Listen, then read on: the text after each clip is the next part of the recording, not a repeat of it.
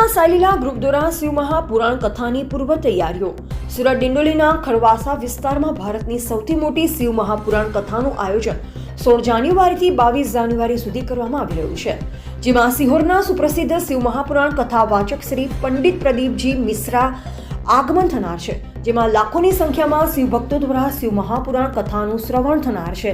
ચાલો જાણીએ શિવ મહાપુરાણની તડામાર તૈયારીઓ કરતા શિવ ભક્ત આયોજક શ્રી સુનિલભાઈ પાટીલ અને સમ્રાટભાઈ પાટીલ દ્વારા. શ્રી શિવાય નમસ્તુભ્યં, શ્રી શિવાય નમસ્તુભ્યં, શ્રી શિવાય નમસ્તુભ્યં. બમ બમ બોલે નમઃ પાર્વતી. સાહેબ, તમારું નામ? સુનિલ પાટીલ. આ કઈ જગ્યા પર આપણે ઊભા છીએ? આ ડિંડોલી રોડ ખરવાસા મંદિરની બાજુમાં વેદાંત સિટી છે આ સ્થળ. તો આ કઈ વસ્તુનું આયોજન થયું છે તમારે? આ શ્રી પંડિતજી મિશ્રાજી એમના મુખવાતથી શિવ મહાપુરાણ કથાનું આયોજન કરવામાં આવ્યું છે અને 200 વીઘામાં આવા શિવ મહાપુરાણ કથા થવા જઈ રહી છે.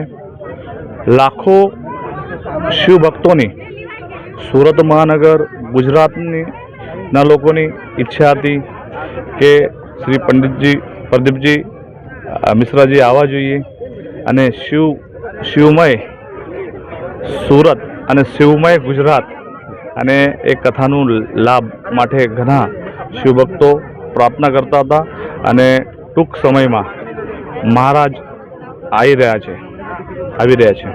કેટલા દિવસથી અને કઈ તારીખથી કયા સુધી કયા પ્રકારે અને કેટલા દિવસ ચાલશે? આ 16 જાન્યુઆરીથી લઈને 22 જાન્યુઆરી સુધી આ શિવ મહાપુરાણ કથા થશે. 12 તારીખે શોભાયાત્રા નીકળશે, એનામાં બી લાખો ભક્ત જોડાશે, શિવ ભક્ત જોડાશે. અને આજે અમે આજથી બ્લડ કેમ્પનું બી આયોજન, મહા રક્તદાન શિબિરનું બી આયોજન કરવામાં આવ્યું છે. એ 15 જાન્યુઆરી સુધી રક્તદાન શિબિર ચાલશે અને લોકોને ઉપયોગી બને એ ધારણાથી કે અમે પૂછ્યું કે બધા સુરત મહાનગરના બધા બ્લડ બેંકમાં અછત છે, તો એ અછત દૂર થઈ જશે અને લોકોને મદદરૂપ થશે. સાહેબ, તમારું નામ? સમ્રાટ પાટીલ. આપણે કઈ જગ્યા પર ઊભા છે? આજે આપણે જે પ્રોગ્રામ શિવ મહાપુરાણ કથા પર છે એ જગ્યા પર આપણે ઊભા છે, ખરવાસા રોડ ડિંડોલી મંદિરની બાજુમાં. આજે કયો પ્રોગ્રામ તમે ગોઠવેલો હતો?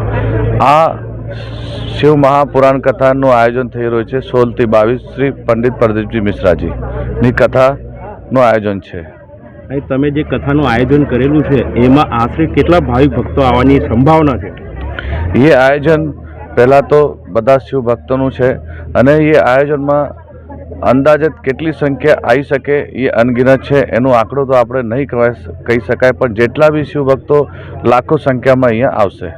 તમે આ આયોજન કર્યું છે તો એમાં તમે કયા કયા પ્રકારનું આમાં આયોજનમાં માણસોને સહભાગી કરેલા છે? આમાં તો પહેલાં હું સૌથી પહેલાં તો એ જ કહું છું કે સુરત ગુજરાતમાં આ સૌથી મોટી શિવ મહાપુરાણ કથા થવાનું છે અને આનામાં જે આયોજન છે એ બધા સુરત વાસીઓનું છે અને યજમાન બધા સુરત વાસીઓ છે.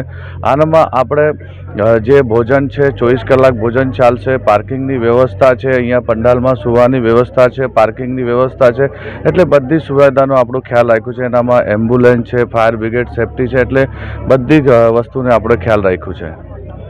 હવે ભૂતકાળમાં તમારું જે છે એ રાજકારણીઓથી સંબંધિત તમારો સમય મર્યાદા હતો, તો આમાં તમે કોઈ પણ એવી પોલિટિકલ પ્રવૃત્તિ કરવા માગતા છો કે નહીં?